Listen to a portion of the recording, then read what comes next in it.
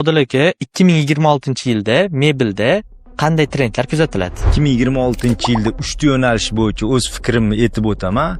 Bu stil bo'yicha Art Deco, neoklassika va maksimalizm. Maksimalizm bu uy joyi ichini mebel bilan, har xil jihozlar bilan, dekor bilan to'ldirish.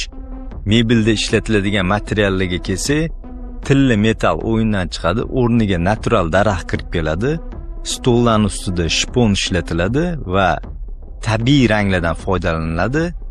Mramor bilan oyna sal kamroq ishlatiladi. Matolarga kelganda yorqin, rang-barang ranglar ishlatiladi. Funksionallik nuqtai nazaridan modul kirib keladi. Bu ayniqsa korpus va yumshoq mebelda ishlatiladi. Modullardan yig'ilgan holatda uyni razmeriga qarab bu hammasi joylashtiriladi. Sizni korxonangiz 2026-yil qaysi stilda, qaysi materiallar